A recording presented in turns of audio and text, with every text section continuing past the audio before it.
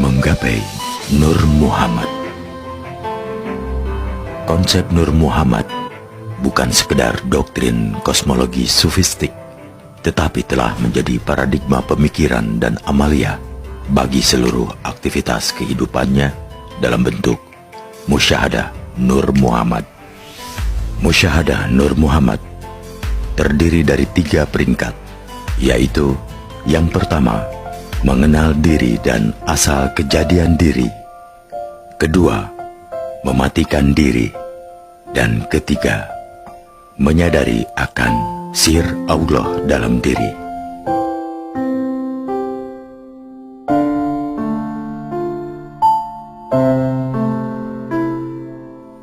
Yang dimaksud dengan mengenal diri dan asal kejadian diri, menyaksikan dengan kesadaran hati yang penuh bahwa diri manusia itu ada sebab Nur Muhammad. Nur Muhammad adalah sifat Allah yang memancar dari zat yang tidak dikenal. Keberadaan Nur Muhammad sebagai manifestasi sifat Allah tercantum bersama zatnya, karena sifat melekat pada zat dan tidak dapat dipisah-pisahkan. Sedangkan manusia dan alam terjadi dari Nur Muhammad. Jadi antara alam, manusia, dan Tuhan, walaupun wujud dohirnya nampak berbeda-beda, namun pada hakikatnya adalah satu jua, karena alam dan manusia hanyalah manifestasi atau pancaran dari sifat-sifat Tuhan. Dalam pengertian itu, wujud alam adalah nisbi. Berpangkal dari pemikiran itu, manusia terdiri dari 2 aspek, yaitu diri sebagai hamba dan diri sebagai insan.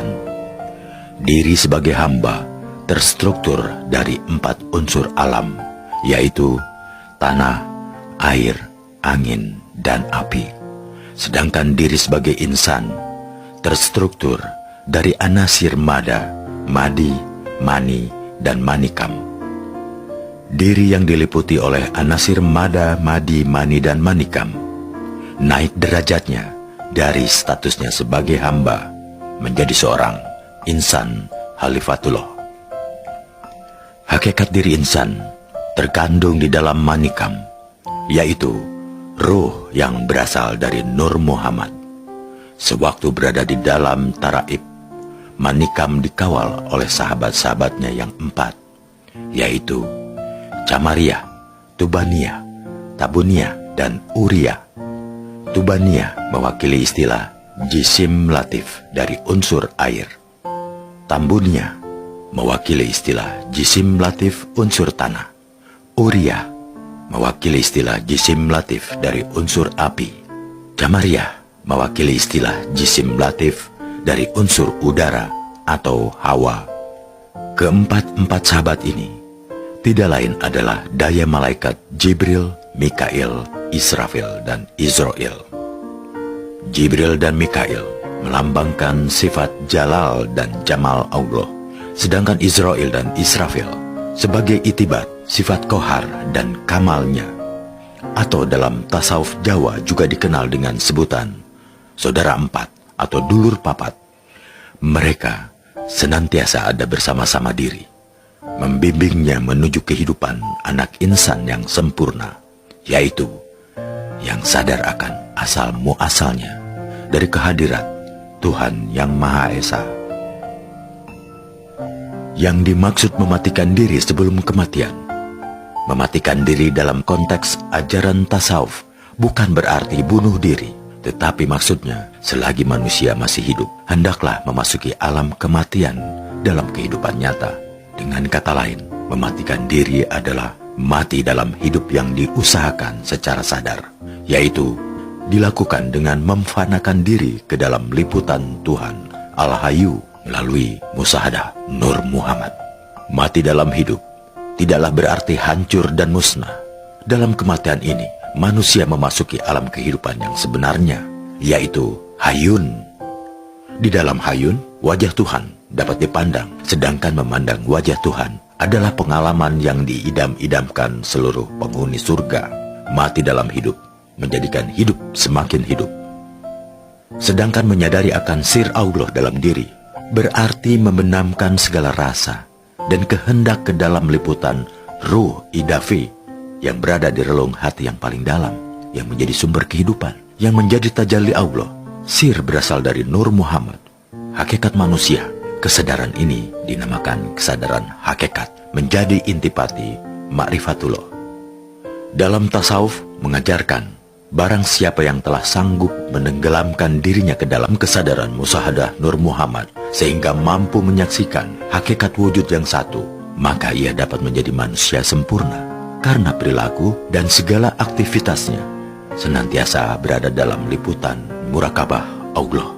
Ia berpeluang menjadi aulia Allah yang bertubuhkan alif seperti tubuh Rasulullah.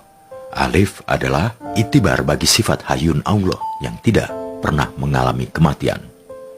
Sedangkan berbicara tentang jalan musyahadah Nur Muhammad, menurut konsep tasawuf, manusia dapat mengetahui Tuhan hanya melalui kesadaran intuitif dan atau ilham yang dihasilkan dari jalan musyahadah. Musyahadah sebagai jalan ditempuh melalui sholat daim dan zikir. Sholat didirikan bukan untuk menyenangkan Tuhan, tapi untuk berzikir atau mengingat Tuhan dan mencegah timbulnya perbuatan fahsyah dan perbuatan munkar. Pemahaman ini berimplikasi pada perlunya menunaikan sholat daim.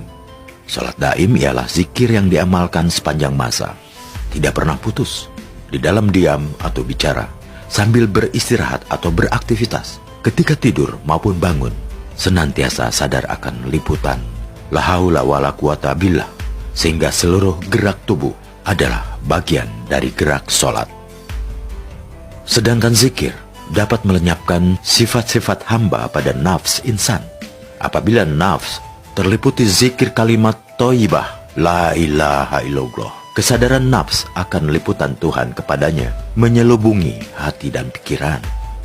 Selanjutnya dalam peringkat kesadarannya yang paling dalam, pezikir memasuki alam fana, yaitu alam kosong dari berbagai angan-angan dan persepsi pikiran, sekaligus memasuki alam baka, yaitu alam kekekalan dalam kesejatian diri. Pada tahap inilah mata hati manusia terbuka dan nampak di hadapannya terpampang jalan kebenaran. Apabila tabir yang menyelubungi hati telah terbuka, maka manusia bisa melihat sesuatu sebagaimana apa adanya. Penglihatannya tidak melampaui dan tidak pula menyimpang dari apa yang sebenarnya berlaku, yaitu kebenaran Al-Haq Allah Ta'ala.